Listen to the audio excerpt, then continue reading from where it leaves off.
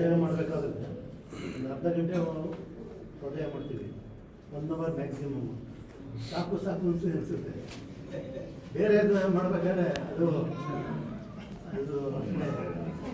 ಸಾಕು ಅನ್ಸೋದೇ ಅನ್ಸೋದಲ್ಲ, ಅದು ಇನ್ನೂ ಹೋಗ್ತಾ ಇರುತ್ತೆ ಟೈಮು.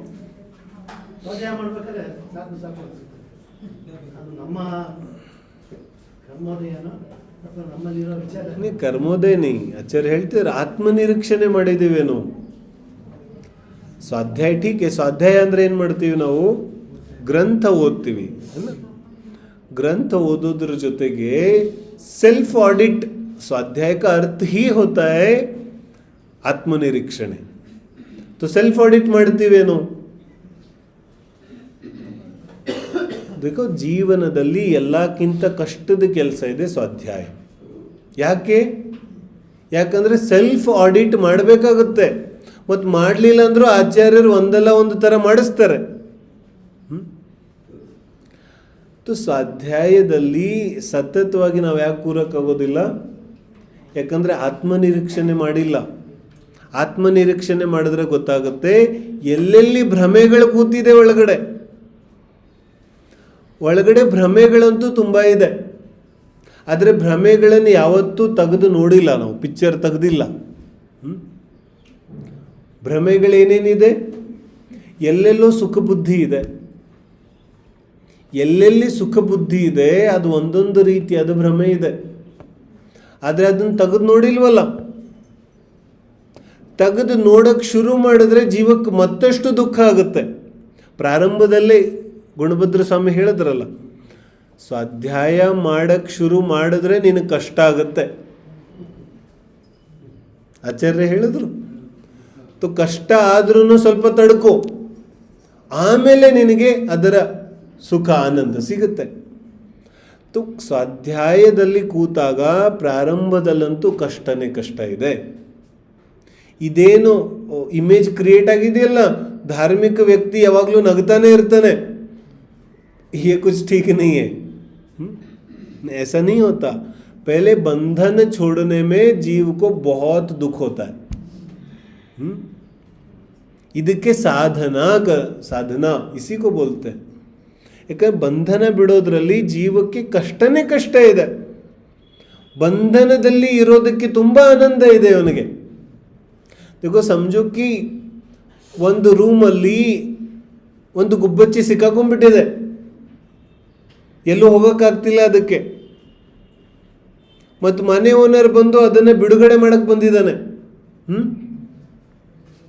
ಈಗೇನು ಮಾಡುತ್ತೆ ಅದು ಸಿಗೋದೇ ಇಲ್ಲ. ಹೋಗಿ ಕರ್ಟನ್ ಹಿಂದೆ ಅವಸ್ಕೊಂಡ್ಬಿಡ್ತು. ಇವನು ಸೋಫಾ ಮೇಲೆ ಹತ್ತಿ ಕರ್ಟನ್ ಎತ್ತುತ್ತಾ ಇದ್ದಾನೆ. ಅಷ್ಟರಲ್ಲಿ ಹೋಗಿ ಮಂಚದ ಕೆಳಗಡೆ ಸಿಕ್ಕಾಕೊಂಡ್ಬಿಡ್ತು. ಇವನು ಕೆಳಗಡೆ ಹೋಗ್ತಾನೆ, ಅಷ್ಟರಲ್ಲೇ ಹೋಗ್ಬಿಟ್ಟು ಇದನ್ನ ಬಿಡುಗಡೆ ಮಾಡ್ಲಿಕ್ಕೆ ಬಂದಿದ್ದಾನೆ ಅವನು. ಆದ್ರೆ ಅದಕ್ಕೇನು ಅನ್ನಿಸ್ತಾ ಇದೆ? ಭಯ ಆಗ್ತಾ ಇದೆ, ಇವನೇನೋ ಮಾಡಕ್ ಬಂದಿದ್ದಾನೆ ಅನ್ನಿಸ್ತಾ ಇದೆ. ಅದೇನ್ ಮಾಡ್ತಾ ಇದೆ? ಸುತ್ತಾನೆ ಇದೆ, ಸಿಗ್ತಾ ಇಲ್ಲ ಕೈಗೆ ಅದು. ಆಚಾರ್ಯರ ಹತ್ತಿರ ಇಂತಹ ಶಿಷ್ಯರು ತುಂಬಾ ಇದ್ದಾರೆ.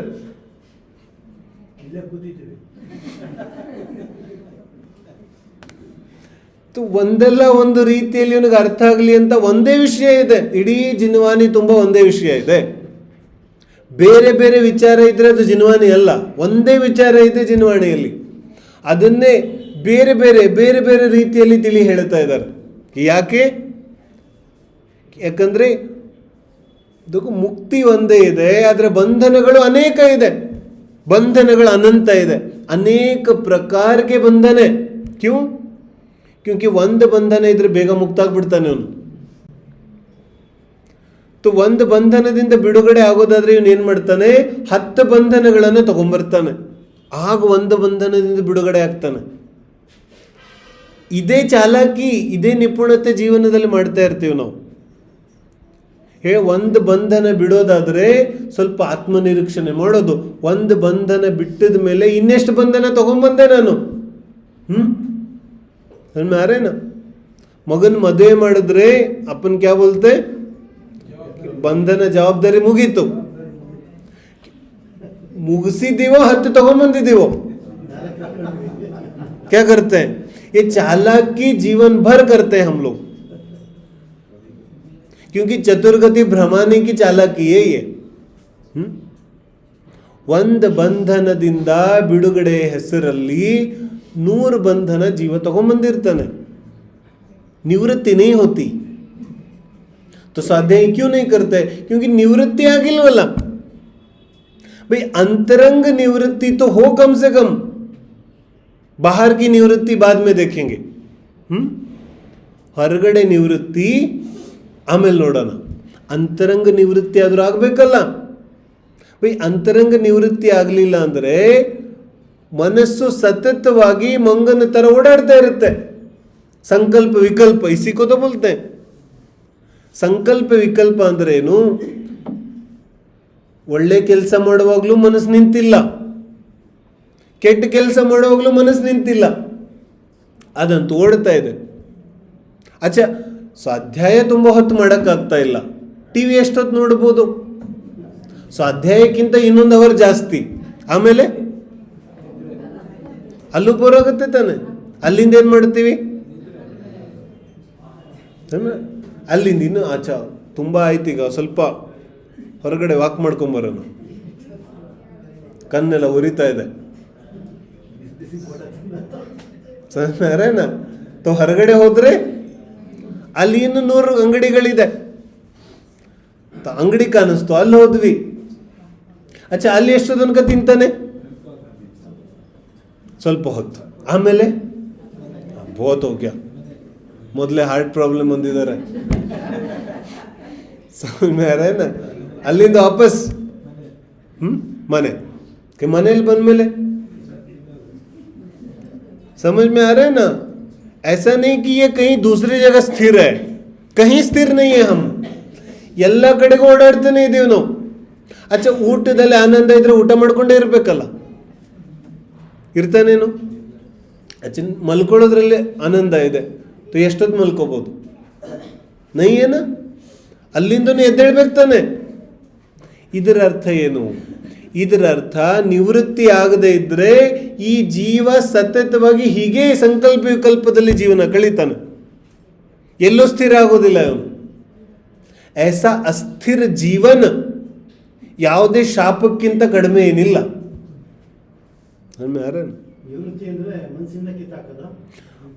निवृत्ति का अर्थ होता है जीवन में ಹೊರಗಡೆ ಯಾವ ವಸ್ತುನು ಅವಶ್ಯಕ ಅನ್ನಿಸದೇ ಇರೋದು, इसका नाम निवृत्ति. यदि ಯಾವುದಾದ್ರೂ ವಸ್ತು ನನಗೆ ಅವಶ್ಯಕ ಅನ್ನಿಸ್ತಾ ಇದೆ, ಅನಿವಾರ್ಯ ಅನ್ನಿಸ್ತಾ ಇದೆ ಜೀವನದಲ್ಲಿ ಅಂದರೆ ಒಳ್ಳೆ ನಿವೃತ್ತಿ ಆಗಿಲ್ಲ.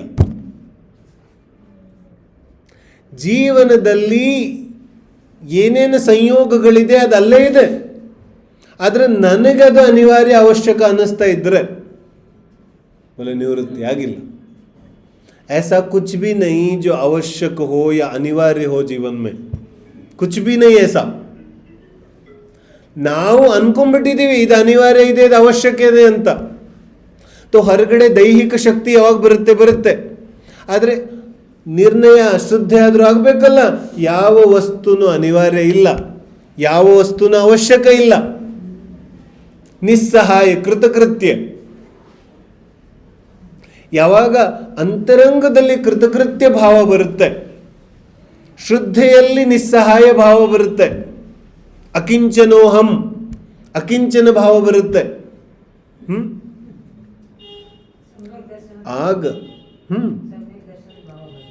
ಆಗ ವಾಸ್ತವಿಕವಾಗಿ ನಿವೃತ್ತಿ ಆಗುತ್ತೆ.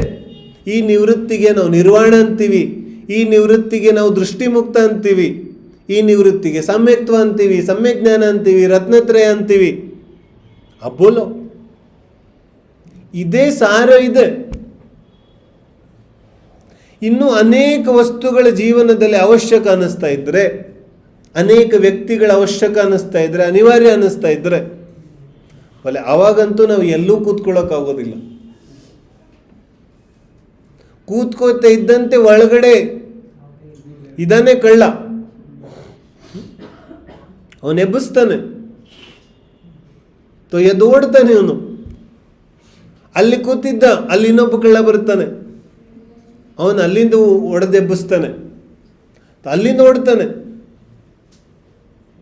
ಒಂದು ಅವಸ್ಥೆಯಿಂದ ಇನ್ನೊಂದು ಅವಸ್ಥೆ, ಒಂದು ಗತಿಯಿಂದ ಇನ್ನೊಂದು ಗತಿ. ಇದಂತೂ ನಮ್ಮ ಈ ಪರಿಭ್ರಮಣೆ ಅಂತೂ ನಡೀತಾನೆ ಇದೆ. ಇದಕ್ಕೆ ಮೂಲ ಕಾರಣ ಇದೆ ಅನಿವೃತ್ತಿ. निवृत्ति नहीं हुई तुम्हें, बताओ तो सही, थोड़ा निरीक्षण तो करो कि ಯಾವ ವಸ್ತು ನಮಗೆ ಅನಿವಾರ್ಯ ಅನ್ನಿಸ್ತಾ ಇದೆ ಅದರ ಬಗ್ಗೆ ಸ್ವಲ್ಪ ಚಿಂತನೆ ಮಾಡೋದು. ಮಾಡಿದೀವೇನು? ನಮ್ಮ ಸುತ್ತಮುತ್ತ ಯಾವ್ಯಾವ ವಸ್ತು ನಮಗೆ ಅನಿವಾರ್ಯ ಅನ್ನಿಸ್ತಾ ಇದೆ ಥೋಡಾ ವಿಚಾರ ತೋ ಕರೋ कि ಅದು ನಿಜವಾಗ್ಲೂ ಅನಿವಾರ್ಯ ಇದೆಯೋ ಅಥವಾ ನಾನೇ ಅನಿವಾರ್ಯ ಅಂದ್ಕೊಂಡ್ಬಿಟ್ಟಿದ್ದೀನೋ. ಈ ವಸ್ತು ನನ್ನ ಜೀವನದಲ್ಲಿ ಇದೆ, ಇದರ ಜೀವನದಲ್ಲಿ ಪಾತ್ರ ಏನಿದೆ ನಂದು? ಈ ವಸ್ತುವಿನ ಪಾತ್ರ ಏನಿದೆ? ಈ ವ್ಯಕ್ತಿಯ ಪಾತ್ರ ಏನಿದೆ ಜೀವನದಲ್ಲಿ? ನಿಜವಾಗ್ಲೂ ಅನಿವಾರ್ಯ ಇದೆಯೋ ಅಥವಾ ನಾನೇ ಅನ್ಕೊಂಡ್ಬಿಟ್ಟಿದ್ದೀನೋ? ನಮಗೆ ಆಶ್ಚರ್ಯ ಆಗುತ್ತೆ. ನಾವು ಅನ್ಕೊಂಡಿರೋದು ಯಾವುದೂ ಅನಿವಾರ್ಯ ಇಲ್ಲ, ನಾವೇ ಅನಿವಾರ್ಯ ಅನ್ಕೊಂಡ್ಬಿಟ್ಟಿದ್ದೀವಿ. ಯಾಕೆ? ಕಿ ಒಂದಲ್ಲ ಒಂದು ರೀತಿಯಲ್ಲಿ ಬಂಧನ ತಲೆ ಮೇಲೆ ಎತ್ಕೊಳ್ಳೋ ಸ್ವಭಾವ ಇದೆ ನನಗೆ. ನಿವೃತ್ತಿ ಇಷ್ಟ ಆಗೋದಿಲ್ಲ ನನಗೆ. ಅದಕ್ಕೆ ಸ್ವಾಧ್ಯಾಯ ಮಾತ್ರ ಅಲ್ಲ, ಎಲ್ಲೂ ಸ್ಥಿರ ಇಲ್ಲ ನಾವು. ಬಾಹ್ಯ ಸಂಸಾರದಲ್ಲಿ ಏನು ಸ್ಥಿರ ಇದ್ದೀವಿ, ಸಂಸಾರ ಮೇ ಭಿ ಸ್ಥಿರ नहीं है. ತುಂಬಾ ಸಂಸಾರದಲ್ಲಿ ಕಷ್ಟ ಆದಾಗ ಸ್ವಾಧ್ಯಾಯಕ್ಕೆ ಬರ್ತಾನೆ. ಇಲ್ಲಂದ್ರೆ ಸ್ವಾಧ್ಯಾಯಕ್ಕೂ ಬರೋದಿಲ್ಲ. बहुत कष्ट लगे तब थोड़ा स्वाध्याय के लिए आता. ಕಷ್ಟನೇ ಅನ್ನಿಸ್ಲಿಲ್ಲ ಅಂದ್ರೆ ಸ್ವಾಧ್ಯಾಯಕ್ಕೆ ಅರ್ಥ ಆಗ್ತಿದೆಯಲ್ಲ. ಅದಕ್ಕೆ ಸ್ವಲ್ಪ ವಯಸ್ಸಾದ್ಮೇಲೆ ಧರ್ಮದ ಕಡೆಗೆ ಬರೋದು ಜಾಸ್ತಿ. क्योंकि कष्ट बहुत होते हैं ना, शारीरिक कष्ट तो है ही, बाकी कष्ट भी बहुत है. ಸಂಸಾರದಲ್ಲಿ ಯಾರು ಮಾತೆ ಕೇಳೋದಿಲ್ಲ, तो धर्मದ ಕಡೆಗೆ ಬರ್ತಾನೆ ಜೀವ. ऐसा नहीं करना. यदि ವಾಸ್ತವಿಕ ಧರ್ಮ ಪ್ರಕಟ ಆಗೋದಾದರೆ ಸ್ವಲ್ಪ ನಿವೃತ್ತಿ ಆಗೋ ಅಗತ್ಯ ಇದೆ. ಅಂತರಂಗ ನಿವೃತ್ತಿ ಆಗೋದು. ಈಗ ಅಂತರಂಗ ನಿವೃತ್ತಿ ಆಯಿತು ಅಂದರೆ ಮನುಷ್ಯ ಭವ ಸಾರ್ಥಕ ಆಗುತ್ತೆ. ಯही ಸಾರ್ಥಕತಾ है. अब ಬಾಕಿ ಸಬ್ ಎಲ್ಲ ಮಾಡ್ತಾ ಇದ್ದೀವಿ, ಅಂತರಂಗ ನಿವೃತ್ತಿ ಒಂದು ಮಾಡಿಕೊಳ್ಳಿಲ್ಲ ಅಂದರೆ ಮನುಷ್ಯ ಭವ ನಿರರ್ಥಕ ಆಗಿಬಿಡುತ್ತೆ. ಇದೊಂದು ಕೆಲಸ ನಾವು ಜೀವನದಲ್ಲಿ ಮಾಡೋದಿದೆ, ಅದೇ ಜೀವನದ ಸಾರ ಇದೆ. तो फिर ಈ ನಿವೃತ್ತಿ ಆದಮೇಲೆ ಯಾರಿಗೆ ಯಾವ ಪ್ರಶ್ನೆನೂ ಉಳಿಯೋದಿಲ್ಲ. ಏನು ಮಾಡಬೇಕು, ಏನು ಮಾಡಬಾರ್ದು, ಯಾವುದನ್ನು ಹೇಗೆ ಮಾಡಬೇಕು, ಹೇಗೆ ಮಾಡಬಾರ್ದು, ಯಾವುದು ಭಕ್ಷ್ಯ ಇದೆ, ಯಾವುದು ಅಭಕ್ಷ್ಯ ಇದೆ, ಏನು ಹೇಳೋದು ಬೇಕಾಗಿಲ್ಲ ಜೀವಕ್ಕೆ. ಜೀವಕ್ಕೆಲ್ಲ ತನ್ನಿಂದ ತಾನೇ ಅರ್ಥ ಆಗುತ್ತೆ. ಯಾಕೆ ಅರ್ಥ ಆಗುತ್ತೆ? ನಿವೃತ್ತಿ ಆಗಿದೆ. ಎಲ್ಲಿವರೆಗೆ ನಿವೃತ್ತಿ ಆಗಿಲ್ಲ ಅಲ್ಲಿವರೆಗೆ ಪ್ರಪಂಚ ಹೆಂಗೆ ಕಾಣಿಸ್ತಾ ಇದೆ? ಅಂಧಾದಯಂ ಅಂಧೋ. ಇವನಿಗೆ ಪ್ರಪಂಚ ಎಲ್ಲ ಯಥಾವತ್ತಾಗಿ ಕಾಣಿಸೋದಿಲ್ಲ, ಭೋಗದ ಸಾಧನವಾಗಿ ಕಾಣಿಸುತ್ತೆ. ಇವನಿಗೆಲ್ಲ ಬಿಡಿಸಿ ಹೇಳಬೇಕಾಗುತ್ತೆ. ಇದು ಭಕ್ಷ್ಯ, ಇದು ಅಭಕ್ಷ್ಯ, ಇದು ಮಾಡಬೇಡ, ಇದು ಮಾಡು ಎಲ್ಲ ಹೇಳಬೇಕಾಗುತ್ತೆ. ಕ್ಯೂ? ನಿವೃತ್ತಿ ಆಗಿಲ್ಲ, ಎಲ್ಲ ಸ್ವಾರ್ಥದ ದೃಷ್ಟಿಯಿಂದ ಕಾಣಿಸುತ್ತೆ. ನಿವೃತ್ತಿ ಆದವನಿಗೆ उसको कुछ बताना नहीं पड़ता. ಪ್ರಾರಂಭದಲ್ಲೇ ಮೂಲಾಚಾರದಲ್ಲಿ ಹೇಳಿದ್ರಲ್ಲ, ಆದಿನಾಥ ಸ್ವಾಮಿ ಕಾಲದಲ್ಲಿ ಮುಗ್ಧರಿದ್ರು, ಅರ್ಥನೇ ಆಗ್ತಿರ್ಲಿಲ್ಲ. ಮತ್ತು ಮಹೇರ್ ಸ್ವಾಮಿ ಕಾಲದಲ್ಲಿ ಕಪಟಿ, तो इसको खोल के बोलना पड़ता है. ಅಹಿಂಸಾ ಪಾಲನೆ ಮಾಡು ಅಂದರೆ ಒಂದು ಯಾವುದೋ ಹಿಡ್ಕೊಂಡ್ಬಿಡ್ತಾನೆ, ಮಿಕ್ಕಿದ್ನೆಲ್ಲ ಹಿಂಸೆ ಮಾಡ್ತಾ ಇರ್ತಾನೆ. ಅವನಿಗೆ ಹೇಳ್ಬೇಕು, ಇದರಲ್ಲೂ ಹಿಂಸೆ ಇದೆ, ಇದರಲ್ಲೂ ಇದೆ, ಇದರಲ್ಲೂ ಇದೆ, ಎಲ್ಲ ಬಿಡಿಸಿ ಹೇಳ್ಬೇಕಾಗತ್ತೆ ಇವನಿಗೆ. ಯಾಕೆ? ಕಪಟಿ. ನಿವೃತ್ತಿ ನೈ ಹುಯಿ. ಯಾವ ಜೀವಕ್ಕೆ ನಿವೃತ್ತಿ ಆಗುತ್ತೆ ಆ ಜೀವಕ್ಕೆ ಆತ್ಮಜ್ಞಾನ, ಸತತ ಸಹಜ ಎಲ್ಲ ಜ್ಞಾನನೂ ಆಗುತ್ತೆ. ಆ ಜೀವಕ್ಕೇನು ಹೇಳಬೇಕಾಗಿಲ್ಲ, ಸ್ಥಿರ. ಅದೇ ಸಾರ ಇದೆ, ಅದೇ ಆಚಾರ್ಯರ ಜೀವನ ಇದೆ. ಹಾಗಿರೋದ್ರಿಂದ ಆಚಾರ್ಯರಿಗೆಲ್ಲ ಸ್ಪಷ್ಟವಾಗಿ ಕಾಣಿಸ್ತಾ ಇದೆ. ಮತ್ತು ನಮಗೆ ನಿವೃತ್ತಿ ಆಗದೆ ಇರೋದ್ರಿಂದ ಏನೂ ಸ್ಪಷ್ಟವಾಗಿ ಕಾಣ್ತಾ ಇಲ್ಲ.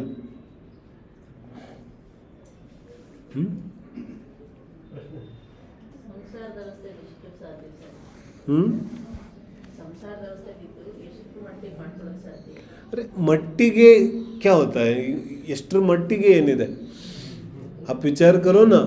यहाँ तो दृष्टि मुक्त की बात चल रही है ना. अभी ಹೊರಗಡೆ ನಿವೃತ್ತಿ ಬಗ್ಗೆ ಅಂತೂ ಮಾತಾಡ್ತಾ ಇಲ್ಲ. ಈಗೇನು ಹೇಳ್ತಾ ಇದ್ದಾರೆ, ಕನಿಷ್ಠ ಅಂತರಂಗ ನಿವೃತ್ತಿ. ಅಂತರಂಗದಲ್ಲಿ ನಾನು ಶಾಂತವಾಗಿದ್ರೆ ತಾನೇ ಬಹಿರಂಗದಲ್ಲಿ ಶಾಂತಿ ಬರೋದು, ಅಲ್ಪ ಸ್ವಲ್ಪ. ಅಂತರಂಗದಲ್ಲಿ ನಾನು ಶಾಂತವಾಗಿಲ್ಲ ಅಂದರೆ ಒಂದಲ್ಲ ಒಂದು ರೀತಿಯಾಗಿ ಅಶಾಂತಿ ಹೊರಗಡೆ ಬೀಳುತ್ತೆ. ಯಾವ ಜೀವ ಅಂತರಂಗದಲ್ಲಿ ಶ್ರದ್ಧೆ ನಿರ್ಣಯ ಮಾಡಿದ್ದಾನೆ, ಅದು ನಿರ್ಣಯದಲ್ಲಿ ಪರ್ಸೆಂಟೇಜ್ ಇರೋದಿಲ್ಲ. ಪರ್ಸೆಂಟೇಜ್ ಇದ್ರೆ ಅಲ್ಲಿ ನಿರ್ಣಯ ಆಗಿಲ್ಲ. ನಿರ್ಣಯ देखो, सम्यक दृष्टिಗೂ सिद्ध परमेष्ठिಯ सम्यक्त्वಕ್ಕೂ ಯಾವ ವ್ಯತ್ಯಾಸನೂ ಇಲ್ಲ, वो समान. इसका अर्थ क्या होता है? इसका अर्थ ಗೃಹಸ್ಥ ಅವಸ್ಥೆಯಲ್ಲಿ ಆಗುವ ಸಮ್ಯಕ್ತ್ವ, ಶ್ರದ್ಧೆ ಹಾಗೂ ಸಿದ್ಧರ ಸಮ್ಯಕ್ತ್ವಕ್ಕೆ ಏನೂ ವ್ಯತ್ಯಾಸ ಇಲ್ಲ. ಇದರ ಅರ್ಥ ಸಂಪೂರ್ಣ ಶ್ರದ್ಧೆ ಶ್ರಾವಕ ಮಾಡ್ಬೋದು. ಶ್ರಾವಕ ಸಂಪೂರ್ಣ ಶ್ರದ್ಧೆ ಮಾಡುವ ಎಲ್ಲ ಶಕ್ತಿ ಸಾಮರ್ಥ್ಯ ಶ್ರಾವಕನಲ್ಲಿದೆ. ಬಹಿರಂಗ ತ್ಯಾಗದ ಸಾಮರ್ಥ್ಯ ಅದು ಮುಂದಿನ ವಿಷಯ ಇದೆ. ಲೇಕಿನ್ ಬಹಿರಂಗ ತ್ಯಾಗ ಮಾಡೋಕ್ಕಿಂತ ಮುಂಚೆ ಅಂತರಂಗ ನಿವೃತ್ತಿ ಆಗೋ ಅವಶ್ಯಕತೆ ಇದೆ. ಅದು ಸಂಪೂರ್ಣವಾಗಿ ಆಗುತ್ತೆ. ಅದಾದಮೇಲೆ ಬಹಿರಂಗ ನಿವೃತ್ತಿ ಎಷ್ಟಾಗುತ್ತೆ ಅನ್ನೋದು ಅವನ ಯಾವ ದೈಹಿಕ ಸಾಮರ್ಥ್ಯ ಇತ್ಯಾದಿ ಮೇಲೆ ಅವಲಂಬಿತ ಇದೆ. ಅಂತರಂಗ ನಿರ್ಣಯ ಮಾಡಲಿಕ್ಕೆ ಏನು ಸಮಸ್ಯೆ ಇದೆ? ಯಾರಿಗಾದ್ರೂ ಸಮಸ್ಯೆ ಇದೆ? ಬೋಲೋ, ಯಾರಿಗೆ ಸಮಸ್ಯೆ ಇದೆ? तो ಯಾಕೆ ಮಾಡೋದಿಲ್ಲ ನಾವು? ಶ್ರದ್ಧಾ ಕ್ಯೂ ನೀ ಕರ್ತೆ? ಶ್ರದ್ಧೆ ಹೆಂಗಿರುತ್ತೆ? ಬಿಲ್ಕುಲ್ ಅಚಲ್. ಶಾವಕಾಚಾರ್ಯದಲ್ಲಿ ಓದಿದ್ದೀವಿ ನಾವು. ಏನು ಹೇಳ್ತಾರೆ? ಇದಮೇವೇ ದೃಶಂ ಚೈವ ತತ್ವಂ ನಾನ್ಯನ್ಯ ಚಾನ್ಯಥ ಇತ್ಯಕಂಪಾಯ ಸಂಭವತ್. बिल्कुल अकंप, दृढ़, रेवती राणी ತರ, ಸುದರ್ಶನ್ ಸೇಠನ್ ತರ, ಸೀತಾ ಮಾತೆ ತರ. ಇವರೆಲ್ಲ ಗೃಹಸ್ಥರು ತಾನೆ. ಹೆಂಗಿತ್ತು ಶ್ರದ್ಧೆ? ಕಿ ಹೊರಗಡೆ ಏನು ಬಂದ್ರೂ ಅಲ್ಲಾಡದಿರುವಂಥ ಶ್ರದ್ಧೆ ಇದೆ ಗೃಹಸ್ಥ ಅವಸ್ಥೆಯಲ್ಲಿ. ಯಾಕಂದ್ರೆ ಅಂತರಂಗ ನಿರ್ಣಯ ಇದೆ. ಯಾರೂ ಮನೆ ಬಿಟ್ಟಿರಲಿಲ್ಲ, ರಾಜ್ ಪಾಟ್ ವೈಭವ ಎಲ್ಲ ಇತ್ತು. ಆದರೆ ನಿರ್ಣಯ ಏನಿದೆ? ಇದರಲ್ಲಿ ಯಾವುದೂ ನನಗೆ ಅವಶ್ಯಕ ಇಲ್ಲ. ಅವಶ್ಯಕ ಇಲ್ದಿದ ಮೇಲೆ ಹೊರಗಡೆ ಯಾಕೆ ಇಟ್ಕೊಂಡಿದ್ದೀರಿ? ಒಳ್ಳೆ ಹೊರಗಡೆ ತ್ಯಾಗ ಮಾಡೋ ಸಾಮರ್ಥ್ಯ ಇನ್ನೂ ಬಂದಿಲ್ಲ. ಹೆಂಗೆ ಸಾಮರ್ಥ್ಯ ಬರುತ್ತೆ ಹಂಗಂಗೆ ತ್ಯಾಗ ಆಗ್ತಾ ಹೋಗುತ್ತೆ.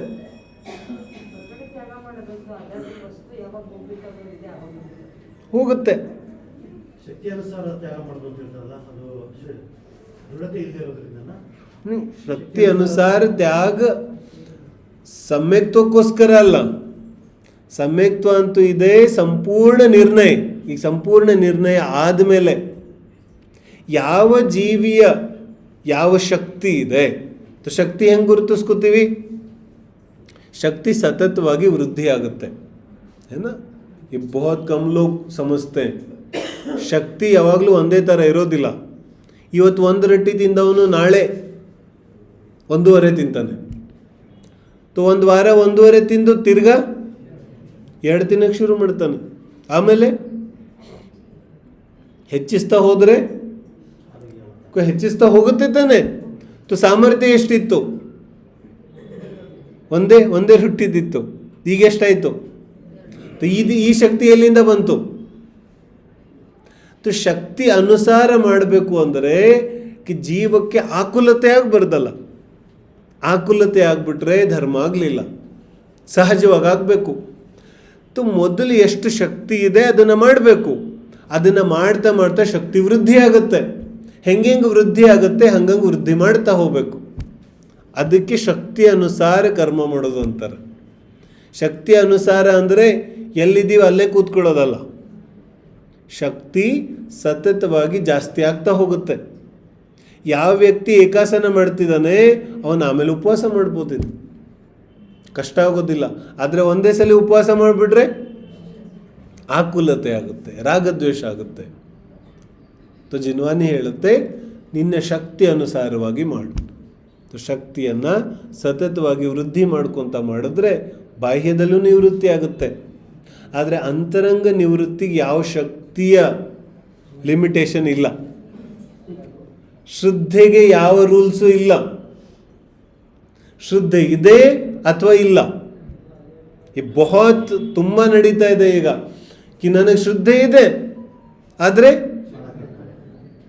ऐसा नहीं, ಶ್ರದ್ಧೆ ಇದೆ ಇದೆ, ಇಲ್ಲ ಇಲ್ಲ. ನನಗೆ ಅಲ್ಲೂ ಶ್ರದ್ಧೆ ಇದೆ ಇಲ್ಲೂ ಶ್ರದ್ಧೆ ಇದೆ. ಒಲೆ ಇದ್ರ ಹತ್ರ ಶ್ರದ್ಧೆ ಇಲ್ಲ. ನಿಂಗೆ ಶ್ರದ್ಧೆ ಎರಡೆರಡು ಇರೋದಿಲ್ಲ. ನನಗೆ ನನ್ನ ಮಗು ಮೇಲೂ ಪ್ರೀತಿ ಇದೆ, ಆ ಮಗು ಮೇಲೂ ಪ್ರೀತಿ ಇದೆ. ಏನಿದ್ರ ಅರ್ಥ? ಇದರ ಅರ್ಥ ನಿಂಗೆ ಈ ಮಗು ಮೇಲೆ ಮಾತ್ರ ಪ್ರೀತಿ ಇದೆ. ಶ್ರದ್ಧೆ ಯಾವತ್ತೂ ಎರಡು ವಿಷಯಗಳಲ್ಲಿ ಇರೋದಿಲ್ಲ. ಶುದ್ಧ ಏಕ್, ಶ್ರದ್ಧೆ ಒಂದೇ ಇರುತ್ತೆ. ಏಕಾಕಿ, ಏಕತ್ವ, ಅದು ಶ್ರದ್ಧೆ. ಎಲ್ಲಿ ಎರಡು ಬರುತ್ತೆ ಅಲ್ಲಿ ಯೋಚನೆ ಮಾಡೋದು ಶ್ರದ್ಧೆ ಇಲ್ಲ. ಎಲ್ಲಿವರೆಗೆ ನಾನು ಒಬ್ಬನಿದ್ದೀನಿ ಅದು ಶ್ರದ್ಧೆ ಇದೆ, ಒಬ್ಬನಿಲ್ಲ ಶ್ರದ್ಧೆ ಇಲ್ಲ. ಇಬ್ಬರು ಆಗಿಬಿಟ್ರೆ ಶ್ರದ್ಧೆ ಇಲ್ಲ. ಒಬ್ಬನಿರೋ ತನಕ ಶ್ರದ್ಧೆ ಇದೆ ಏನ. तो ಶ್ರದ್ಧೆ ಎಲ್ಲರಿಗೂ ಶಕ್ತಿ ಇದೆ, ನಾವು ಮಾಡ್ತಾ ಇಲ್ಲ. तो श्रद्धा नहीं है ना, शरीर आत्मा इसलिए तो कह रहे हैं कि श्रद्धा नहीं है. फिर ಯಾವಾಗ ನಾನು ಏಕತ್ವದಲ್ಲಿ ಇರ್ತೀನಿ ಅದು ಶ್ರದ್ಧೆ ಇದೆ. तो ಚಕ್ರವರ್ತಿ 6 ಖಂಡದ ಸಂಪತ್ತಿಯಲ್ಲೂ ಏಕತ್ವದಲ್ಲಿದ್ದಾನೆ. ಅದಕ್ಕೆ ಅವನಿಗೆ ನಿವೃತ್ತಿ ಅಂತ ಇದ್ದಾರೆ, ನಿವೃತ್ತ. ಏನು ಇಲ್ಲದೆ ಇದ್ರೂ ಅಂತರಂಗದಲ್ಲಿ ಶ್ರದ್ಧೆ ಇಲ್ಲ ಅಂದರೆ ಅವನು ನಿವೃತ್ತಿ ಆಗಿಲ್ಲ. ಅವನಿಗೆ ನಿವೃತ್ತಿ ಆಗಿಲ್ಲ ಅಂದರೆ ದುಃಖ ಇದೆ, ಶ್ರದ್ಧೆ ಇಲ್ಲ. ಇದಕ್ಕೆ ಸಮ್ಯಕ್ತ್ವ ಅಂತ ಕರೀತಾರೆ. ಇದೇ ಸಮ್ಯಕ್ತ್ವ ಇದೆ, ಇನ್ನೇನು ಸಮ್ಯಕ್ತ್ವ ಇಲ್ಲ. ನಿವೃತ್ತಿಯ ಹೆಸರೇ ಸಮ್ಯಕ್ತ್ವ ಇದೆ. ಈ 8 ಅಂಗಗಳಿದೆ ಸಮ್ಯಕ್ತ್ವದ್ದು. ಆ ಎಲ್ಲ 8 ಅಂಗಗಳಲ್ಲಿ ಇದು ಒಂದೇ ವಿಷಯ ಹೇಳ್ತಾರೆ, ನಿವೃತ್ತಿ. ಹೇಗೆ वो बहिरंग की चर्चा ही नहीं है ना अभी. काल लब्धि इत्यादि सब बाह्य उपाय, बाह्य निमित्त. नहीं नहीं, बाह्य ಯಾವ ದೇಶನ ಲಬ್ಧಿ ಇತ್ಯಾದಿ ಯಾವ ಯಾವ ಸಂಯೋಗಗಳಾಗಬೇಕಿದೆ ಆ ಸಂಯೋಗಗಳ ಬಗ್ಗೆ ಏನಾದರೂ ಜೀವ ಯೋಚನೆ ಮಾಡ್ತಾ ಇದ್ರೆ ಇದರ ಅರ್ಥ ಅವನಿಗೆ ಇನ್ನೂ ನಿವೃತ್ತಿ ಆಗಿಲ್ಲ. वो व्यक्ति कभी किसी बाह्य निमित्त का विचार नहीं करता कि देशना लब्धि ಆಗಿದೆಯೋ ಇಲ್ವೋ, ಇಲ್ಲ ಕಾಲ ಕೂಡ ಬಂದಿದೆಯೋ ಇಲ್ವೋ, कुछ विचार नहीं. मूल एक ही विचार है, पुरुषार्थ. पुरुषार्थ ಅಂದ್ರೆ ಪುರುಷಾರ್ಥದಿಂದ ಮೋಕ್ಷ ಪ್ರಾಪ್ತಿ ಅಂತ ಒಂದು ಪ್ರಕರಣ ಬರೀತಾರೆ ಡೌಡ್ರಮಲ್ ಜಿ. ಕ್ಯೂ? ಕ್ಯೂಂಕಿ ಬಾಹ್ಯ ಇನ್ನು ಯಾವ ಸಂಯೋಗಗಳಂತೂ ಜೀವಿ ಕೈಯಲ್ಲಿಲ್ಲ. ಆದರೆ ಜೀವಿ ಕೈಯಲ್ಲಿದೆ ಏಕತ್ವದಲ್ಲಿರೋದು, ಜೀವಿ ಕೈಯಲ್ಲಿದೆ ಸತತವಾಗಿ ನಿವೃತ್ತನಾಗಿರೋದು. ಇದು ಜೀವಿ ಕೈಯಲ್ಲಿದೆ, ಇನ್ಯಾವುದೂ ನನ್ನ ಕೈಯಲ್ಲಿಲ್ಲ. तो ಕರ್ಮಗಳಲ್ಲಿ ಏನು ವ್ಯತ್ಯಾಸ ಆಗೋದಿದೆ ಅದು ಯಾವಾಗ ಆಗೋದಿದೆ ಅದು ಅವಾಗ ಆಗುತ್ತೆ, ಆಗದೇನೂ ಇರುತ್ತೆ. ಇಲ್ಲಿ ನನಗೂ ಕರ್ಮಕ್ಕೂ ಸಂಬಂಧ ಇಲ್ಲ. ಮೇರಾ ಕರ್ತವ್ಯ ಕ್ಯಾ? ನನ್ನ ಕರ್ತವ್ಯ ಅಂತೂ ಏಕತ್ವದಲ್ಲಿರೋದು, ನನ್ನ ಕರ್ತವ್ಯ ಅಂತೂ ನಿವೃತ್ತವಾಗಿರೋದು. ಯಾಕಂದ್ರೆ ನಾಳೆ ಏನಾಗುತ್ತೆ ಆಗುತ್ತೆ, ನಿವೃತ್ತವಾಗಿರೋ ಜೀವನ ಆನಂದಮಯ ಇದೆ, ಅವನ ಜೀವನ ಆನಂದಮಯ ಇದೆ ಸಮ್ಯಕ್ ದೃಷ್ಟಿದ್ದು. ನಿವೃತ್ತಿ ಜೀವನವನ್ನು ನಾವು ಮಾಡಿದ್ರೆ ಈಗಲೇ ಆನಂದ ಇದೆ. ಆ ನಂತರ ಕರ್ಮಗಳಲ್ಲಿ, ಅನಂತಾನುಬಂಧಿಯಲ್ಲಿ, ದರ್ಶನ ಮೋಹದಲ್ಲಿ ಏನೇನಾಗೋದಿದೆ ಅದಾಗುತ್ತೆ. ಅದನ್ನ ನೋಡಕ್ಕೆ ಯಾರು ಹೋಗಿದ್ದಾರೆ? उसको कोई नहीं देखता है ना. तो ಲಬ್ಧಿ ಇತ್ಯಾದಿ ವಿಚಾರಗಳ ಚಿಂತೆ ಮಾಡೋದಿಲ್ಲ ಸಮ್ಯಕ್ ದೃಷ್ಟಿ. ಅವನಿಗಂತೂ ತನ್ನ ನಿವೃತ್ತಿಯಲ್ಲೇ ಆನಂದ ಇದೆ. ಕರ್ಮದ ವಿಚಾರ ಕೋನ್ ಕರೆ, ಸಂಯೋಗದ ವಿಚಾರ ಯಾರು ಮಾಡೋರು ಇದ್ದಾರೆ? ತಪ್ಪನ್ನು ಮುಚ್ಕೊಳ್ಳೋಕ್ಕೋಸ್ಕರ ಅದ್ರ ಮೇಲೆ ಅಪವಾದ ಮಾಡ್ತಾರೆ. ಹಾ ಯही तो करते हैं हम, ಸಮಾಧಾನ ಮಾಡ್ಕೊತೀವಿ ನಾವು. यही बोलते हैं हाँ ठीक है अभी ಕಾಲ್ ಲಬ್ಧಿ ಬಂದಿಲ್ಲ, ಕಾಲ್ ಲಬ್ಧಿ ಬಂದಾಗ ನೋಡೋಣ. बोले ಕಾಲ್ ಲಬ್ಧಿ ಬರೋದು ನಮ್ಗೆ ಹೆಂಗೆ ಗೊತ್ತಾಗುತ್ತೆ? कैसे पता चलेगा? ಕಾಲ ಕೂಡ ಬಂದಿದೆ ಅಂತ ಹೆಂಗೆ ಗೊತ್ತಾಗುತ್ತೆ? ನೀನು ಕೆಲಸ ಮಾಡ್ತಾ ಇದ್ರೆ ಒಂದಿನ ಕೆಲಸ ಆಗತ್ತೆ, ತಾವ ಹಾಂ ಇವಾಗ ಕಾಲ ಕೂಡಿ ಬಂದಿತ್ತು. ಕೆಲಸನೇ ಮಾಡ್ತಿದ್ರೆ ऐसा बोलते ना कि ಹೆಣ್ಣು ಹುಡ್ಕಕ್ಕೆ ಹೋಗ್ತಾ ಇದ್ದೀವಿ, ಹೆಣ್ಣು ಸಿಗ್ತಾ ಇಲ್ಲ, ಏನ್ ಮಾಡೋದು? ಆ ಹುಡುಗದೆ ಮನೇಲೆ ಕೂತ್ಕೊಂಡ್ಬಿಟ್ರೆ ಅವಾಗ ಯಾವ ಕಾಲ ಕೂಡ ಬರುತ್ತೆ? ಇವನ್ ಸತತವಾಗಿ ಹುಡುಕ್ತಿದ್ರೆ ಒಂದಿನ ಕಾಲ ಕೂಡ ಬರುತ್ತೆ. ಹುಡುಕ್ಲೇ ಇಲ್ಲ ಅಂದ್ರೆ ಇನ್ನೂ ಒಳ್ಳೇದಾಗುತ್ತೆ. ऐसे ಜೀವ ಸತತ ಪ್ರಯತ್ನ ಮಾಡ್ತಾ ಇದ್ರೆ ಯಾವಾಗ ಕಾಲ ಲಬ್ಧಿ ಬರುತ್ತೆ ಅವಾಗ ಕೆಲಸ ಆಗೋಗುತ್ತೆ. ಆ ಜೀವ ಪ್ರಯತ್ನ ಮಾಡಲಿಲ್ಲ ಅಂದ್ರೆ ಕಾಲ ಲಬ್ಧಿ ಬಂದು ಹೊಟ್ಟೋಗ್ಬಿಡುತ್ತೆ, ಜೀವ ಗೊತ್ತೇ ಆಗೋದಿಲ್ಲ. ಅದನ್ನೇ ಹೊರಗುತ್ತೆ ಬಂದು. ಇವಾಗ ಏನಾಗ್ತಿದೆ, ಈ ಸಮಯದಲ್ಲಿ ಕಾಲ ಲಬ್ಧಿ ಇಲ್ಲ. देखो मनुष्य जीवन, पंचेंद्रिय, सद्बुद्धि, जिनवानी संयोग, ಅನುಕೂಲತೆ ಎಲ್ಲ ಇದೆಯಲ್ಲ, ಇಸಿಕೋ ಕಾಲ ಲಬ್ಧಿ ಬೋಲ್ತೆ. ಇದಕ್ಕೆ ಕಾಲ ಲಬ್ಧಿ ಅಂತಾರೆ. ಬಂದಿದೆ ಎಲ್ಲ ಕೂಡಿ, ಪುರುಷಾರ್ಥ ಇಲ್ಲ, ಜೀವ ಪುರುಷಾರ್ಥ ಮಾಡ್ತಾ ಇಲ್ಲ. ಕಾಲ ಲಬ್ಧಿ देखो ಸ್ವರ್ಗದಲ್ಲೂ ಕಾಲ ಲಬ್ಧಿ ಇಲ್ಲ ಈ ತರದ್ದು. ನ ಜೀನೆ ಕಾ ಪತ ನ ಮರನೆ ಕಾ ಪತ.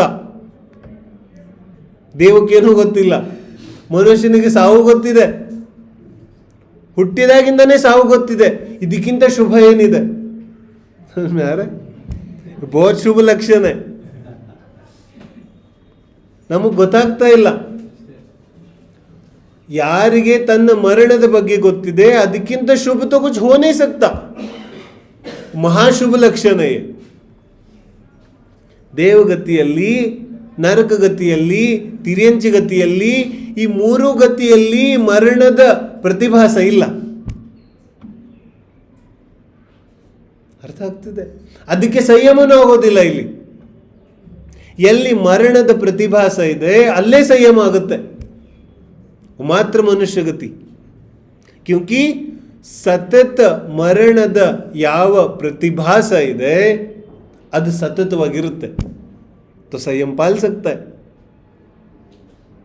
ಇಲ್ಲ ಅಂದ್ರೆ तो ಕಾಲಲಬ್ಧಿ ಅಂತೂ ಉತ್ಕೃಷ್ಟದಲ್ಲಿ ಉತ್ಕೃಷ್ಟ ಕಾಲಲಬ್ಧಿ ಇದೆ. ಇದು ಇದಕ್ಕಿಂತ ಉತ್ಕೃಷ್ಟ ಕಾಲಲಬ್ಧಿ ಏನು ಬರೋದಿದೆ ಬೋಲೋ? ಸಾಕ್ಷಾತ್ ಕುಂದ ಭಗವಾನ್ ಗುಣಭದ್ರ ಆಚಾರ್ಯ ಬರೆದಿರೋ ವಚನಗಳಿದೆ. ಇನ್ನೇನು ಬೇಕಿದೆ ಕಾಲಲಬ್ಧಿ? ದೇಹ ಚೆನ್ನಾಗಿದೆ, ಇಂದ್ರಿಯಗಳು ಚೆನ್ನಾಗಿದೆ, ಭೌತಿಕ ಸಮಸ್ಯೆ ಇಲ್ಲ. ಆಚಾರ್ಯರ ಕಾಲದಲ್ಲಂತೂ ಭೌತಿಕ ಸಮಸ್ಯೆ ತುಂಬಾ ಜಾಸ್ತಿ ಇತ್ತು. अब भौतिक समस्या ही नहीं है. ಎಲ್ಲ ಇದೆ, ಮನಸ್ಸಿಲ್ಲ ಅನ್ಸುತ್ತೆ. तो पुरुषार्थ ಕೊರತೆ ಇದೆ. ಪುರುಷಾರ್ಥ ಮಾತ್ರ ಇತನ करना है कि ಏಕತ್ವದಲ್ಲೇ ಇರೋದಿದೆ, ನಿವೃತ್ತವಾಗಿ ಇರೋದನ್ನು ಕಲಿಯೋದಿದೆ. ಯಾವುದ್ಯಾವುದು ನಮಗೆ ಅವಶ್ಯಕ ಅನ್ನಿಸ್ತಾ ಇದೆ ಅದರ ಬಗ್ಗೆ ವಿಚಾರ ಮಾಡಿ ಮಾಡಿ ನಿರ್ಣಯ ಮಾಡೋದಿದೆ. ಎಷ್ಟೆಷ್ಟು ವಸ್ತುಗಳ ಅನಿವಾರ್ಯ ಅನ್ನಿಸ್ತಾ ಇದೆ ಪ್ರತಿಯೊಂದರ ಬಗ್ಗೆನೂ ವಿಚಾರ ಮಾಡೋದಿದೆ. ಎಷ್ಟೆಷ್ಟು ವಿಚಾರ ಮಾಡ್ತೀವಿ ಅಷ್ಟೆಷ್ಟು ನಿವೃತ್ತಿ ಆಗುತ್ತೆ. ಎಷ್ಟು ನಿವೃತ್ತಿ ಆಗುತ್ತೆ ಅಷ್ಟೇ ನಾವು ಸಮ್ಯಕ್ತ್ವದ ದಾರಿಯಲ್ಲಿ ಮುಂದೆ ಸಾಗ್ತೀವಿ. तो ಎಲ್ಲದರ ಬಗ್ಗೆನೂ ಚಿಂತನೆ ಮಾಡೋದಿದೆ. ಏನು ಬರುತ್ತೆ ಅಂದರೆ, ಆದಿನಾಥರ ಮಕ್ಕಳುಗಳಿಗೆ ಬೇಕಾದ ಮೊದಲೇ ದಿಟ್ಟು ತಗೊಂಡ್ಬಂದ್ರು. ಬಾಹುಬಲಿ ಯುದ್ಧ ಮಾಡಿ ಗೆದ್ದ ಮೇಲೆ ದಿಕ್ಕೆ ತಗೊಂಡ್ರು. ಆದರೂ ಒಂದು ವರ್ಷ ನಿಂತಿದ್ರು, ಅವ್ರಿಗೆ ಇನ್ನೂ ಅವ್ರಿಗೆ ಕನ್ಯಕೆ ಆಗಿಲ್ಲ. ಆಮೇಲೆ ಎಷ್ಟೋ ವರ್ಷ ಆದಮೇಲೆ ಬರತಕ್ಕವ್ರಿಗೆ ದಿಕ್ಕೆ ತಗೊಂಡು ಕೆಲವೇ ಇದರಲ್ಲಿ ಅಂತರ್ಮುಹೂರ್ತದಲ್ಲಿ ಅವ್ರು ಕೇಳಾಗ್ತದೆ. ಅದಕ್ಕೆ ಕಾಲ ಪುರುಷಾರ್ಥ ಕಡಿಮೆ. नहीं तो आप उपदेश किसका लेंगे? ನಾವು ಉಪದೇಶ ಏನು ಗ್ರಹಣೆ ಮಾಡೋದಿದೆ ಕಿ ಸಮಜೋ ಆದಿನಾಥ್ ಸ್ವಾಮಿ ಅಂತಿಮ 1 ವರ್ಷದಲ್ಲಿ ದೀಕ್ಷೆ ತಗೊಂಡ್ರು. ಉಪದೇಶ ಏನು ತಗೊಳ್ಳೋದು? ऐसा उपदेश लेना, ಇದಕ್ಕೆ ऐसा उपदेश थोड़ी लेना होता है. ಅದಕ್ಕೆ ನಾನು ಹೇಳ್ತಾ ಇರ್ತೀನಲ್ಲ, ಪ್ರಥಮಾನು ಯೋಗವನ್ನ ಓದೋದನ್ನ ಕಲ್ತ್ರೆ ಸಾಕು, ಸಂಪೂರ್ಣ ಜಿನವಾಣಿ ಅರ್ಥ ಆಗುತ್ತೆ. ऐसा उपदेश थोड़ी लेना होता है.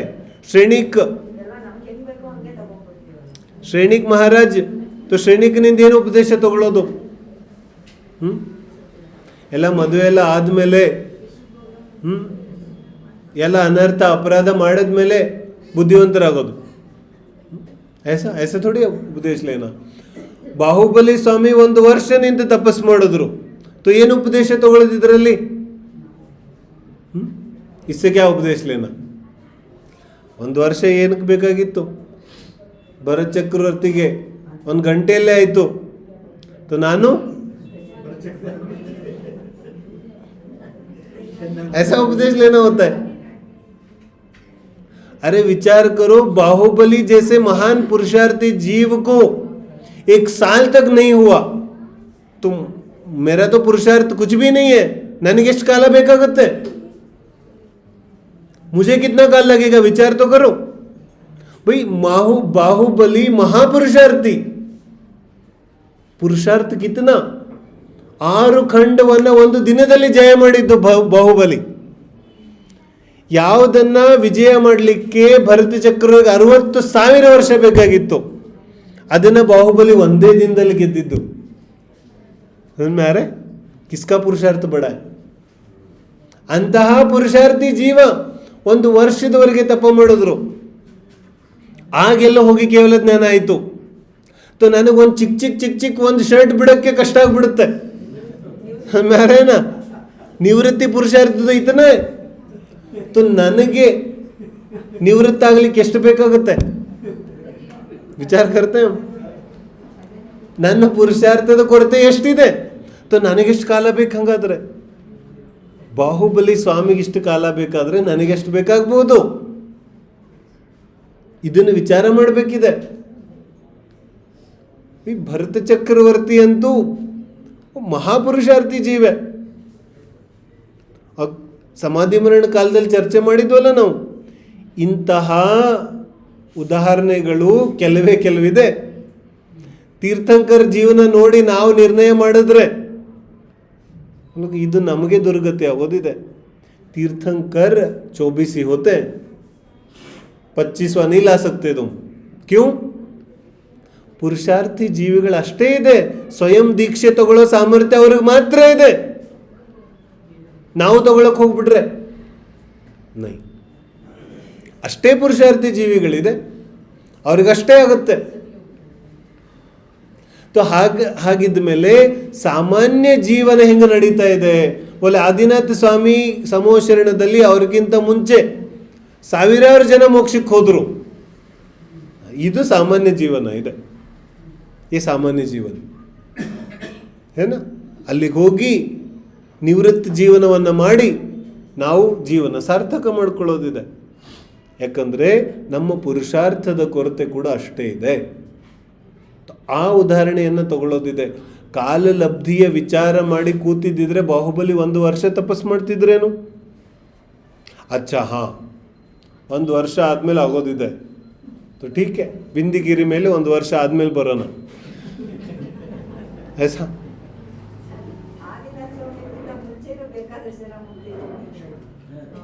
तो ऐसा तो नहीं बैठे ना. क्यों? ಯಾಕೆ ಕೂತ್ಕೊಳ್ಳಿಲ್ಲ? ಯಾವ ಪುರುಷಾರ್ಥಿ ಜೀವ ಇದೆ ಅದು ಕಾಲಲಬ್ಧಿ ಬಗ್ಗೆ ವಿಚಾರ ಮಾಡೋದಿಲ್ಲ. ಪುರುಷಾರ್ಥಹೀನ ಜೀವ ಕಾಲಲಬ್ಧಿ ಬಗ್ಗೆ ವಿಚಾರ ಮಾಡುತ್ತೆ. ಸಂಸಾರದಲ್ಲಿ ಹಿಂಗೆ ಆಗುತ್ತೆ ತಾನೆ. ಯಾರಿಗೆ ಕೆಲಸ ಮಾಡೋದಿಲ್ಲ ಅವನಿಗೆ 100 ನೆಪಗಳು ಕಾಣಿಸುತ್ತೆ. ಹಂಗೆ ಇವತ್ತು ಮಳೆ ಬರ್ತಾ ಇದೆ, ಯಾರನ ನೆಪಗಳು ಎಷ್ಟು ಕಾಣಿಸುತ್ತೆ ಜೀವಕ್ಕೆ. ಮತ್ತು ಪುರುಷಾರ್ಥ ಮಾಡೋನಿದ್ರೆ ಅವನಿಗೆ ಯಾವ ನೆಪನೂ ಲೆಕ್ಕ ಇಲ್ಲ. वो तो पुरुषार्थ करता है. तो कभी भी ಪುರುಷಾರ್ಥಿ ಜೀವ ಆಗಿ ನಾವು ಈ ಕಾಲಲಬ್ಧಿ ಇತ್ಯಾದಿಗಳ ಬಗ್ಗೆ ವಿಚಾರ ಮಾಡೋದಿಲ್ಲ. ಹಾಗಾದರೆ ಇವ್ರ ಬಗ್ಗೆ ಯಾಕೆ ಹೇಳಿದ್ರು? ಯದಿ ಕೊಯ್ ಜೀವ್ ಬಹುತ್ ಪುರುಷಾರ್ಥ ಕರ್ಕೆ ಆಕುಲಿತ ವ್ಯಾಕುಲಿತ ಹೋತಾ ಹೋ ಕಿ ನನಗಿನ್ನೂ ಆಗಲಿಲ್ಲ ಅಂತ, ಆ ಜೀವಕ್ಕೆ ಹೇಳ್ತಾರೆ ತುಮ್ ಅಪ್ನ ಪುರುಷಾರ್ಥ ಕರೋ, ಕಾಲಲಬ್ಧಿ ಯಾವಾಗ ಬರುತ್ತೆ ಅವಾಗ ಆಗುತ್ತೆ.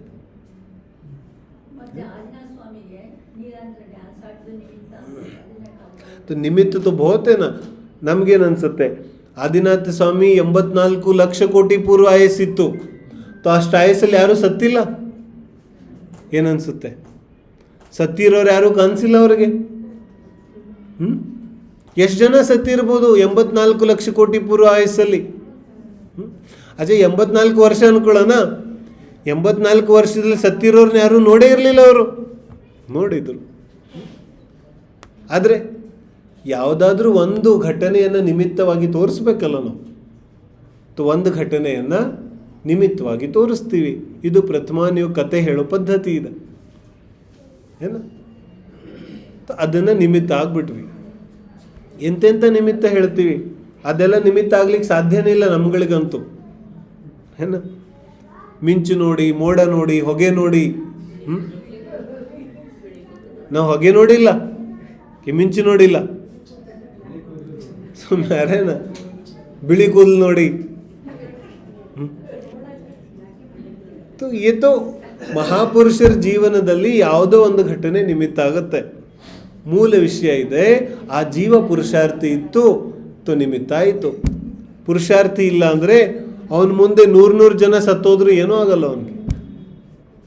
ದಿನ ಪೇಪರಲ್ಲಿ ಓದ್ತಾನೆ ಇರ್ತೀವಲ್ಲ, ಏನು ವ್ಯತ್ಯಾಸ ಆಗುತ್ತೆ ನಮಗೆ?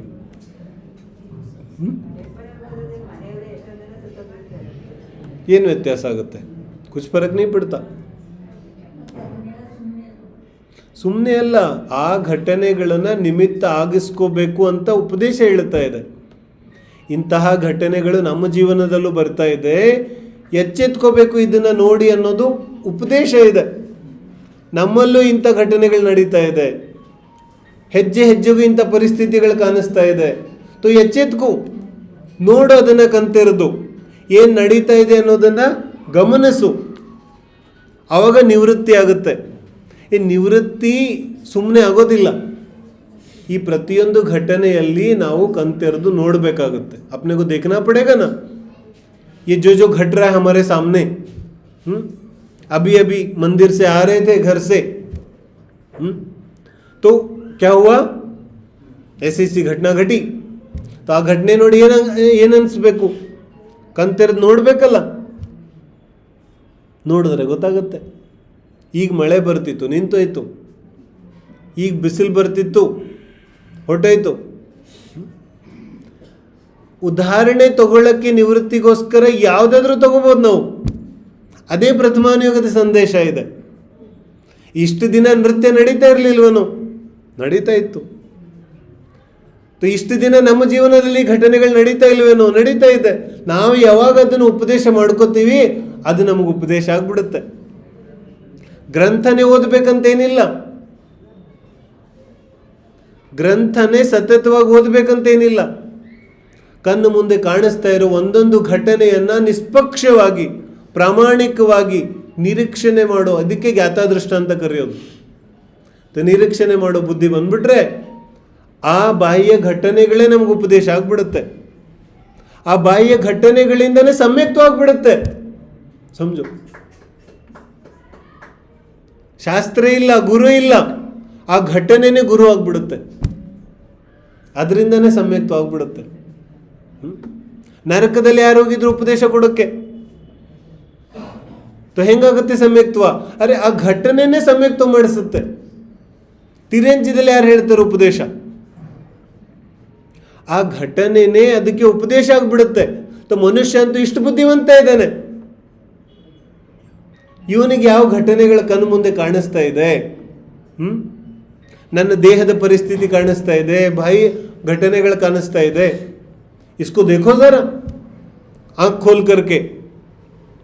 ಮಾತಾಡ್ತಾ ಮಾತಾಡ್ತಾ ಕೂತಿರ್ತೀವಿ, 5 ನಿಮಿಷ ಮಾತ್ರದಲ್ಲೇ ಅರ್ಥ ಆಗ್ತಿದೆ. ರಾಗ ದ್ವೇಷಕ್ಕೆ ಏನಾದರೂ ಲಿಮಿಟ್ ಇದೆಯೇನೋ? ಈಗ ರಾಗ ಆಗಿರುತ್ತೆ, ಅಷ್ಟರಲ್ಲೇ ದ್ವೇಷ ಆಗಿಬಿಡುತ್ತೆ.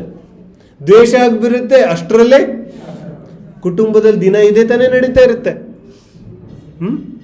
ಈಗ ಮುನಿಸು ತಿರ್ಗಿ ಈಗ ರಾಗ ಹೋತಿ ಫಿರ್ ಮತ್ತೇನನ್ಬಿಟ್ಟಿದೀವಿ ನಾವು, ಇದಂತೂ ಜೀವನದ ಭಾಗ ಇದೆ, ಇದರಲ್ಲೇ ಆನಂದ ಇದೆ. ಕರ್ತೆ ರೋ ಫಿರ್ ಉಪದೇಶ ಕುಚ್ನೇ ಮಿಲ್ನೆ ವಾಲ ಫಿರ್. ಈ ಥರ ನಾವು ಜೀವನವನ್ನು ನೋಡಿಬಿಟ್ರೆ, ಪ್ರಪಂಚ ಸಮಾಜ ನಮಗೆ ಜೀವನ ಹೆಂಗೆ ತೋರಿಸ್ತಾ ಇದೆ ಆ ಥರ ಪ್ರಪಂಚ ನೋಡಿಬಿಟ್ರೆ ಕಲ್ಯಾಣ ಆಗೋದಿಲ್ಲ. ಜಿನ್ವಾನಿ ಹೇಗೆ ತೋರಿಸ್ತಾ ಇದೆ, ಪ್ರಥಮಾನ್ಯೋಗದ ಕಥೆಗಳು ಈ ಸಮಾಜವನ್ನು, ಈ ಪ್ರಪಂಚವನ್ನು ಹೆಂಗೆ ತೋರಿಸ್ತಾ ಇದೆ, ಹಾಗೆ ಸಮಾಜ ಪ್ರಪಂಚವನ್ನು ನೋಡಿದ್ರೆ ಅದರಿಂದ ಉಪದೇಶ ಸಿಗುತ್ತೆ. ಇಲ್ಲ, ನಮಗೆ ನಾವೇನು ಕಲ್ತಿದ್ದೀವಲ್ಲ ಸಮಾಜದಲ್ಲಿ, ऐसा समाज को देखेंगे कि कुटुंब तो खुशियों का मेला होता है ना, और माँ पिता तो भगवान होते हैं. ऐसा जीवन को देखेंगे ना तो फिर कुछ नहीं मिलेगा, कोई उपदेश नहीं मिलेगा, ಯಾವ ಉಪದೇಶನೂ ಸಿಗೋದಿಲ್ಲ. ये सब स्वार्थ के उपदेश है ना. तो ಹಾಗೆ ಉಪದೇಶ ತಗೊಳ್ಳೋದಿದೆ ಪ್ರಥಮಾನ್ಯೋಗದ ಕಥೆಗಳಿಂದ.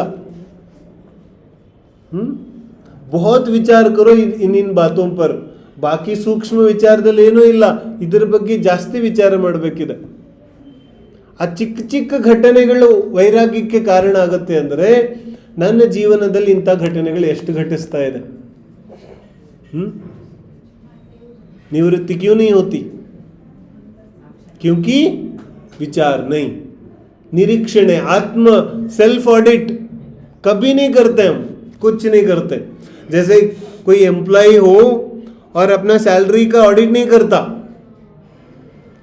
ಜಾಬ್ ಹೋಗೋಕ್ಕೋಸ್ಕರ ಎಷ್ಟು ಖರ್ಚಾಯಿತು, ಅಲ್ಲಿರೋಕ್ಕೋಸ್ಕರ ಎಷ್ಟು ಖರ್ಚಾಯಿತು, ದೈಹದ ಸಾಮರ್ಥ್ಯ ಎಷ್ಟು ಕಡಿಮೆ ಆಯಿತು, ಮೆಂಟಲ್ ಸ್ಟ್ರೆಸ್ ಎಷ್ಟಾಯಿತು, ಎಲ್ಲವನ್ನ ಕ್ಯಾಲ್ಕುಲೇಷನ್ ಮಾಡಿದ್ರೆ ನಾಳೆನೇ ಜಾಬ್ ಬಿಟ್ಬಿಡ್ತಾನ ಅವನು. ಲೇಕಿನ್ ಕೌಂಟ್ करता नहीं. ऐसे ನಾವು ಕೂಡ ಆಡಿಟ್ ಮಾಡೋದಿಲ್ಲ ತೋ ನಡೀತಾ. ಆಡಿಟ್ ಮಾಡಿಬಿಟ್ರೆ ನಿವೃತ್ತಿ ಗ್ಯಾರಂಟಿ है. ಆಡಿಟ್ ಮಾಡಿಬಿಟ್ರೆ ನಿವೃತ್ತಿ ಶತಸಿದ್ಧ ಇದೆ, कोई डाउट नहीं उसमें.